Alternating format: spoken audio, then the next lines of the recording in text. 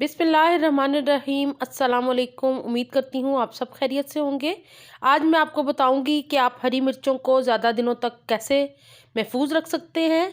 तो यहाँ पे मैंने हरी मिर्चें ले ली हैं, इनको धो लिया है अच्छी तरह और एक नैपकिन पे इसको रख देंगे ताकि इसको अच्छी तरह ड्राई कर लें। तो यहाँ पे मैं इनको रख दिया है और इनको ड्राई करेंगे।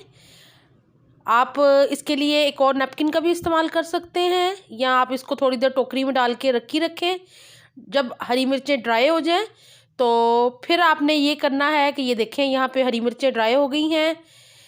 एहतियातन मैं इसको दोबारा साफ़ कर रही हूँ ताकि पानी बिल्कुल भी ना रहे।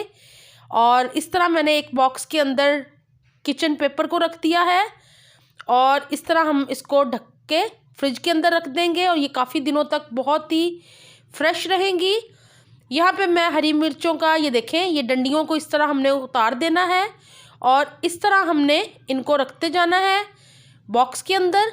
सारी डंडियों को इसी तरह उतार के, बिल्कुल भी डंडी नहीं रहनी चाहिए साथ, और इस तरह हमने हरी मिर्च को रखना है। अगर आप हरी मिर्च को डंडी के साथ रखेंगे तो मिर्चें बहुत ही जल्दी गल जाती हैं और ख़राब हो जाती हैं। तो इस तरीके से आप हरी मिर्चों को ज़्यादा दिनों तक फ्रेश रख सकते हैं।